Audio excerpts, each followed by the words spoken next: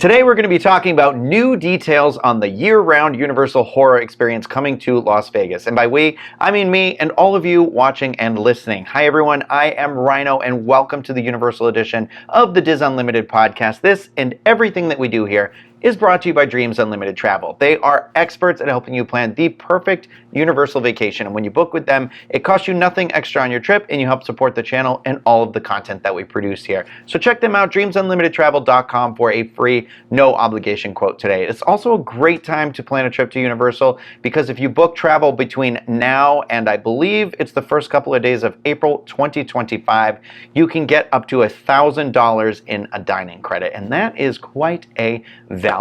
It is also brought to you by our Patreon supporters. We could not do this without you. They're actually watching me record this live, and I feel bad for them because I believe this is the 7th or 8th time I've tried to restart this episode. But if you want to learn more about how you can get exclusive content from different members of the Diz team, you can head over to patreon.com/DizUnlimited and learn about that. So appreciate all of you. Thank you for being here. Like I said, it is just me today. We do have an incredibly busy week here with the start of the holiday season in Orlando. So I wanted to give everybody a little bit of a break, and I said, I'll just do it. Don't worry about it. Actually, I didn't tell anyone that. I just did it. I know Halloween season is over, and I did say I wouldn't talk about Halloween as much on this show, but listen, Universal has released Halloween information, so I have to do it. And here's the thing. Halloween, it lives on in our hearts, right? Especially me, of course. I mean, I literally have Halloween stuff all around me. You can't see right now.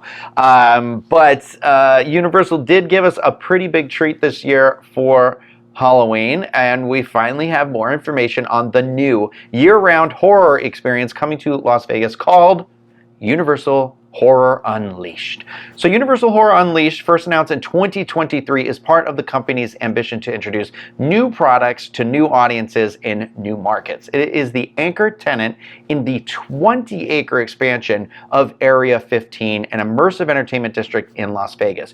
Universal is going to occupy 2.5 acres of that space. I do believe that the Area 15 thing that was planned for Orlando has been canceled, but it wasn't going to have this there because the theme park is right down the street, so it's fine. Just give me back that Alamo Draft House that was planned before the pandemic, please. Please, please, please. I just want to go to a movie and not have people talk or use their cell phone, and I want them to deliver the food to my seat, and I want more popcorn without having to get up. It's just the little things in life. Please, please, listen to me, Alamo Draft House. Look at me, please. All right, I've got a little bit of a quote here said by Paige Thompson, who is the president of New Ventures for Universal Destinations and Experience. And it goes like this, quote, Universal's rich history in the creation of the horror genre drove our desire to bring a year-round horror experience to the incredible entertainment offerings in Las Vegas. We're thrilled to have our award-winning creative and entertainment teams working tirelessly to bring these terrors to life in 2025. Apparently, they're also bringing this to the Universal Studios United Kingdom project, which is very exciting. This year-round, fully immersive horror experience brought to you by some of the same creative minds that have worked on Halloween Horror Nights is opening in 2025, as I just said. So let's talk about some of those details that we've learned about. This is pretty exciting. There are going to be 4 haunted houses in this darkened warehouse on the edge of Las Vegas. So this is what they have, and I've got thoughts on them. First of all, we have Universal Monsters, the Texas Chainsaw Massacre, Scarecrow the Reaping, not to be confused with The Crows Have Eyes 3, The Croning, just so we're clear. And then we also have Exorcist Believer. So I want to talk about the houses. I felt like Universal Monsters is a pretty solid given at this point. I feel like they've been doing houses in Universal Halloween Horror Nights Orlando for, I think, like 2019 was the first year. So it's been a couple of years now. I mean, they are the name of they started horror, right, as a movie genre. I mean, they didn't start as a horror movie genre. It started in like Germany, but German expressionism, whatever, it's a whole thing. Anyway, I'm happy. I'm happy that the Universal Monsters is going to have a presence at this area, and I would expect nothing less. And most times a Universal Monsters house at Halloween Horror Nights is a big hit for me, bar the one of this year. It's Halloween Horror Nights in Orlando, but yes, it's their big IP, and it rightfully deserves a spot there. Now, one of the other ones they announced is Scarecrow the Reaping, and this was a Halloween Horror Nights house first in Orlando in 2017, and then Hollywood did it in 2022. I'm going to read you the house story for the Orlando one, according to the Halloween Horror Nights wiki page. They say, the house takes place at an abandoned Depression-era farm. The land, once known for its vast bison-traveled grasslands, has been laid waste because it was overplowed and the soil depleted by generations of careless farmers. But now the land and wind want revenge, and so a giant dust storm descends, and Scarecrow guardians rise from the earth to chase away visitors who dare enter their land. So if you're watching this on YouTube, I've included a link in the description of the YouTube video to our walkthrough from that 2017 Orlando house. And I remember it. I remember it's a pretty basic but scary idea. I liked walking through the cornfield that was at the entrance, because it was in one of the tents that's behind like Men in Black area and stuff, like in the backstage. But I thought like the corn was really cool. I saw this like really disturbing episode of Tales from the Crypt about a scarecrow that messed me up when I was little. So I've always found scarecrows like a little bit scary. I know that some people associate them more like Wizard of Oz or like fun, scary, autumnal themed things. And I remember this lady just heaving this scarecrow that wasn't really a scarecrow in the rib cage with a pitchfork. And I was like, in my grandmother's like room, clearly watching a channel like HBO, and I shouldn't have been, and just feeling no.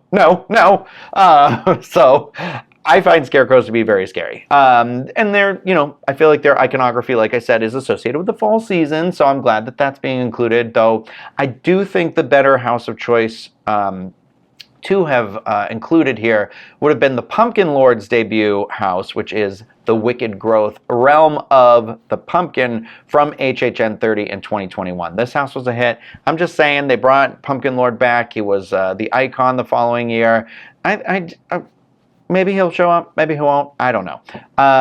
And I know they needed some like IPs, although I think technically Universal Monsters is considered an IP, even though because it comes from their studio and those house storylines are usually original, I don't consider it an IP, but they do. Whatever. But nothing really, to me, nothing really screams Halloween, much like being spit at by a giant pumpkin man. So that did happen in the house. Anyway, the other two houses are Texas Chainsaw Massacre and Exorcist Believer, which I think are very interesting choices. I mean, I feel like Texas Chainsaw Massacre is always a crowd pleaser. It's a safe bet. I never get excited for it when it shows up, but there is no denying that it is a scary house and is one of the scariest movies according to almost every single list they ever do of the scariest movies ever. So it definitely makes sense to me. The one that's a little bit of a head scratcher, I feel like, for a lot of people is going to be The Exorcist Believer. I felt like it was a really solid house, like very scary when they did it here last year at Halloween Horror Nights 2023 in Orlando, but I'm pretty sure, because I haven't seen it yet, the movie was widely panned and had like basically no audience. I know it did like no money in the theater. I'd read something though that when Universal and Blumhouse had gotten the rights to make an Exorcist movie, that they are actually contractually obligated to make 3 of them, no matter the box office. So even if it was a bomb, they have to make 2 more of them. So it's a really interesting deal. So if you're ever like curious about that, look that up, because it's wild that they agreed to it, and apparently it was a pretty big gamble that hasn't quite paid off yet. But that first one, David Gordon Green, we know what he did with the 2. He made 1 really good Halloween movie in 2018, and then the other 2 were complete garbage. So it's crazy to me that they hired him to do The Exorcist too. But I don't know. Mike Flanagan's doing the follow-up one, and if you don't know who he has a pretty impeccable track record with horror. He directed the Shining sequel, Dr. Sleep, a bunch of other Stephen King based things. He did The Haunting of Hill House on Netflix, and they've done a Halloween Horror Nights house with him. Not with him, but of that show at Halloween Horror Nights. I just said Halloween Horror Nights. I'm just going to keep saying the word Halloween Horror Nights. I digress. Anyways, so those are the 4 houses. They're interesting. I don't know if what the deal is with them. They didn't really say a lot. If they are just there and then this is it till the end of time. if they're just there for the 1 year, or how it'll go, because they had tried like the permanent Halloween Horror Nights house before when they did The Walking Dead at Universal Studios Hollywood, and I don't believe that changed much at all while it was there. I actually don't know how long it was there because I didn't think to look that up ahead of time, but it's interesting to see if they'll be updated, and I'm guessing it'll all be based on guest feedback.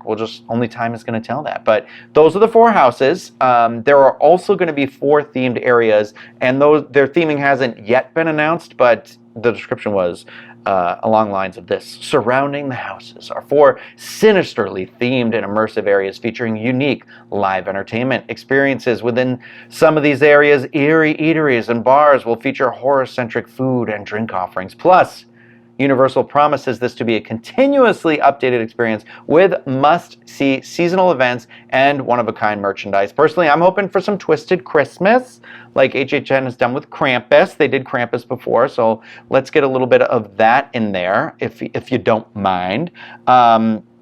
But I think some of this concept art they've released here looks really promising. Like there's one image that has people walking in a warehouse with a lot of, it does look very almost like circus storage-esque, or like in a barn.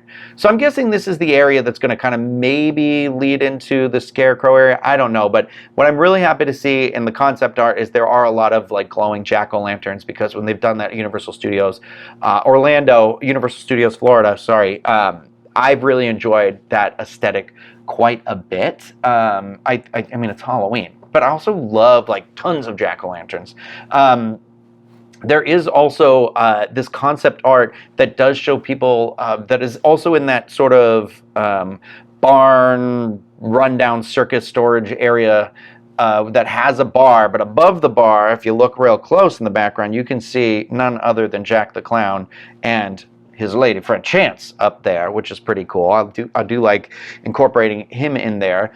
They also have some aerialists. They do like the rings in the air, or